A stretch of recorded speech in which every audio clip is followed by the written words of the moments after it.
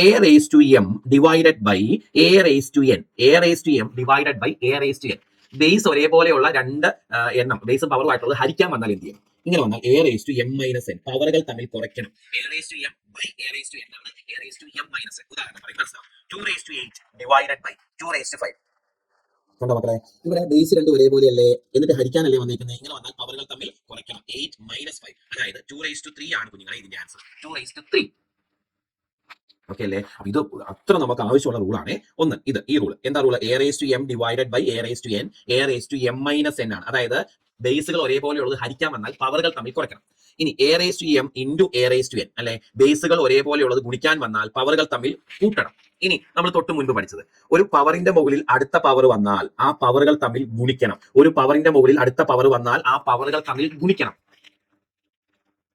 കേൾക്കുന്നുണ്ടോ മക്കളെ? ഇത് നന്നായിട്ടൊന്ന് ഓർത്ത് വെക്കണം. കണക്കുകൾ വരുമ്പോൾ ഇതിന്റെ ആപ്ലിക്കേഷൻസ് വരുമ്പോൾ ഇത് ശരിക്കും നിങ്ങൾക്ക് മനസ്സിലാവത്തുള്ളൂ. ആപ്ലിക്കേഷൻസ് വരുമ്പോൾ ഞാൻ ഇത് കുറച്ചുകൂടെ വിശദമായിട്ട് നന്നായിട്ട് പറഞ്ഞുതരാം ഒന്നും കൂടെ. അപ്പോൾ കുറച്ച് കണക്കുകൾ ചെയ്ത് കഴിയുമ്പോൾ നിങ്ങൾ അതിലങ്ങ് എക്സ്പെർട്ട് ആവും. ഓക്കെ, അപ്പോൾ ഞാൻ കുറച്ച് ബേസുകളെല്ലാം ഒരുമിച്ച് ആദ്യം പറയാം. ഇനി കണക്ക് വരുമ്പോൾ ഞാൻ വീണ്ടും പറയും. അപ്പോൾ നിങ്ങൾ തറവാം.